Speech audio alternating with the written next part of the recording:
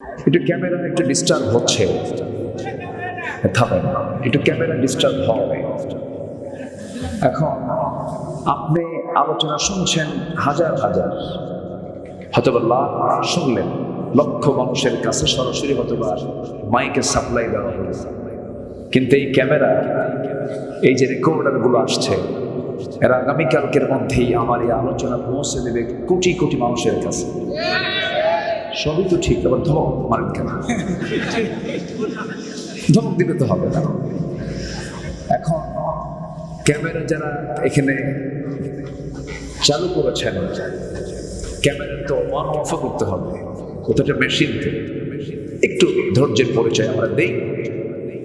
চোখ দুইটা, একটা বাইরের চোখ, আরেকটা কি অন্তরের চোখ। কোন চোখটা বেশি দামি বলেন তো? বলেন, অন্তরের চোখটা বেশি দামি। আমরা কোরআনটা শুনবো, কোরআনটা দেখবো, আমরা কোরআনটা পড়বো আমরা মাথা দিয়া না দিল দিয়া, কোরআনটা বুঝবো আমরা চোখ দিয়া না দিল দিয়া? দিল দিয়া। আমরা দিল দিয়ে কোরআনটা শোনার বোঝার চেষ্টা করি। জোরে বলি ইনশাআল্লাহ। একটু বসুন, আমি সেখান থেকেই কথা বলবো, আমার এটা অভ্যাস। আমি চেষ্টা করি একটা আয়াতকে সামনে রেখে কিছু কথা বলার। আমি যেখান থেকে তেলাওয়াত দিয়ে শুরু করেছি, ঠিক সেখান থেকে আমি শুরু করব এবং সেখানেই আমি শেষ করব। যেখান থেকে আমি তেলাওয়াত দিয়ে শুরু করেছি সেই আয়াতকে সামনে রেখে আমি শেষ করার চেষ্টা করব। ওয়া তাওফীকি ইল্লা বিল্লাহ। সূরাটার নাম হলো সূরাতুল বাকারা। সূরাতুল বাকারা, বাকারা মানে হলো গাভী। বাকারা মানে কি? গাভী। আল্লাহ তাআলা আন তাযবাহু বাকারা, এই আয়াত থেকে একটা শব্দ নিয়ে এই সূরার নামকরণ করেছেন সূরাতুল বাকারা। আড়াই পারা জুড়ে, কয় পারা? কোরআন কয় পারা? 30 পারা। আড়াই পারা কোন সূরা বলেন? প্রায় আড়াই পারা সূরা বাকারা। আড়াই পারা, চিন্তা করুন, একটা সূরা। আবার এই সূরার মধ্যে এমন কিছু কিছু আয়াত আছে যেটা শ্রেষ্ঠ আয়াত। যদি বলা হয় কোরআনে কারীমের শ্রেষ্ঠ আয়াত কোনটা, এটাও কোন সূরার মধ্যে বলেন?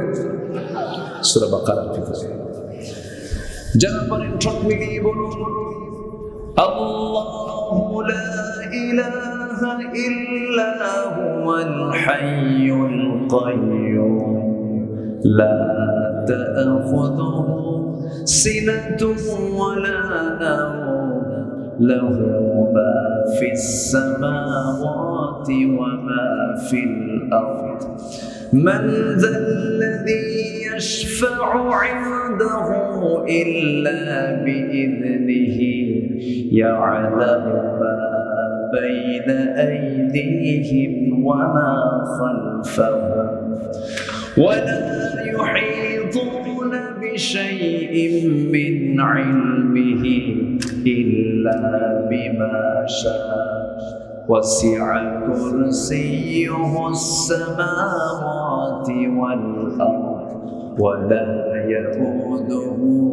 حفظهما وهو العلي العظيم জোরে বলুন আল্লাহু আকবার। এই আয়াতের নাম কি বলেন তো? আয়াতুল কুরসি। 9টা বাক্য মিলে আয়াত, 9টা বাক্য জুড়ে আমার আল্লাহর পরিচয়। এটা হলো কোরআনে কারীমের শ্রেষ্ঠ আয়াত। আর একটা শ্রেষ্ঠ সূরা আছে, যে সূরাটা তাওহীদের সূরা, যেটাতে আল্লাহর পরিচয় পরিপূর্ণ পাওয়া যায়। যে সূরাটার নাম করণ করা হয়েছে সূরার সংশ্লিষ্ট কোনো শব্দ থেকে নয়। 114 সূরার মধ্যে 2টা সূরার নাম আল্লাহ তাআলা পৃথকভাবে নামকরণ করেছেন। যেরকম সূরা নাস, কুল আউযু বিরাব্বিন নাস, ফালাক, কুল আউযু বিরাব্বিল ফালাক, কুরাইশ, লিইলাফি কুরাইশ, মাউন ওয়া ইয়ামনাউনা মাউন, সূরা ফিল, আলাম তারা কাইফা ফাআলা রাব্বুকা বিআসহাবিল ফিল। প্রত্যেকটা সূরার নামকরণ হয়েছে সংশ্লিষ্ট সূরার কোন শব্দ সেখান থেকে চয়ন করে সূরার নামকরণ করা হয়েছে, কিন্তু শুধু 2টা সূরার নামকরণ করা হয়েছে পৃথকভাবে। একটা হলো যেটা দিয়ে আমরা নামাজ শুরু করি, সেই সূরার নাম কি বলে? সূরাতুল ফাতিহা। ফাতিহা শব্দ সূরার ভিতরে নাই। আবার অনেকে সূরা ফাতিহা পারে না, কিন্তু আলহামদু পারে, আছে না? আবার এটাকে সূরাতুল শিফাও বলা হয়। আরেকটা সূরা হলো যে সূরাটা শ্রেষ্ঠ সূরা, তাওহীদের সূরা। আল্লাহকে চেনার জন্য সবচেয়ে কমন, সবচেয়ে সংক্ষিপ্ত, মুখতাসার একটা সূরা। যারা পারেন ঠোঁট মিলিয়ে বলুন যে সূরাটা পড়লে পরে, 3 বার পড়লে পরে গোটা কোরআন খতমের সমান সওয়াব আল্লাহ পাক আমায় দিয়ে দেন। সবাই বলুন, কুল হুয়াল্লাহু আহাদ লিল্লাহুস সামাদ লাম ইয়ালিদ ওয়া লাম ইউলাদ ওয়া লাম ইয়াকুল লাহু কুফুয়ান আহাদ। এই সূরার নাম কি? সূরাতুল ইখলাস। যদি কোনো বান্দা এই সূরাটা নিয়মিত পড়তে পারে, 3 বার করে পড়বে, গোটা কোরআন খতমের সওয়াব হয়ে যাবে। এত বরকত, এত দাম, এত সম্মান এই সূরার। কেন দাম হলো? কারণ এই সূরার টোটাল অংশ জুড়ে কার পরিচয়? আসতে বলেন না, কার পরিচয়? এই দুনিয়াতে কারো প্রশংসা করলে সে মানুষটা বেজার হয় না, খুশি হয়? খুশি হয়। মানুষ মানুষের প্রশংসা করলে পরে যেমন খুশি হয়ে যায়, আমার আল্লাহ তাআলার প্রশংসা যদি কোনো বান্দা করে, আমার আল্লাহ ব্যাপক খুশি হয়ে যায়। যখন বান্দা নামাজে দাঁড়ায়, যখন বলে আলহামদুলিল্লাহি রাব্বিল আলামিন, আল্লাহর সঙ্গে সঙ্গে দেরি না করে সঙ্গে সঙ্গে জবাব দিয়ে দেন হামিদানি আবাদি। আর রহমানির রহিম যখন বলে, আল্লাহ বলেন আসনা আলাইয়া আবাদি। যখন বান্দা বলে মালিকি ইয়াউমিদ্দিন, আল্লাহ বলেন মাজ্জাদানি আবাদি। ইয়্যাকা না'বুদু ওয়া ইয়্যাকা নাস্তাঈন পর্যন্ত যখন বান্দা বলে, আল্লাহ বলেন হাদা বাইনি ওয়া বাইনা আবদি।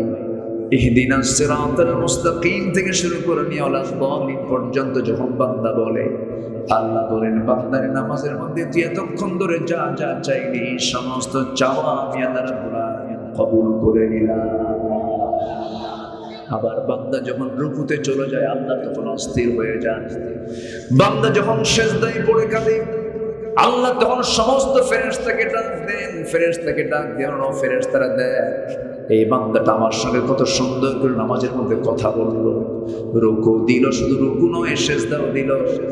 এই বান্দার তামাম জিন্দেগীর গুনাহ মাফ করে ওই বান্দার জন্য জান্নাতের বাজেট আমি আল্লাহ পাস করে দিলাম। নামাজ মানে নাজাত। নামাজ মানে কি? নাজাত। কিন্তু দুঃখজনক, আমার দেশের নামাজি বেশি না বেনামাজি বেশি? আসতে বলুন, নামাজি বেশি না বেনামাজি বেশি? কেন? ইসলামী সমাজের বৈশিষ্ট্য তেমন হওয়ার কথা ছিল না। অবশ্যই তাদের সমাজ গঠনে সমস্যা আছে না? সমাজ বিনির্মাণে, সমাজটাকে সাজানোর জন্য যে নেতৃত্ব দরকার, সেই নেতৃত্বের মধ্যে ফাটল, প্রবলেম, অপূর্ণতা, অযোগ্যতা, ব্যর্থতা, অসম্পূর্ণতা আছে না?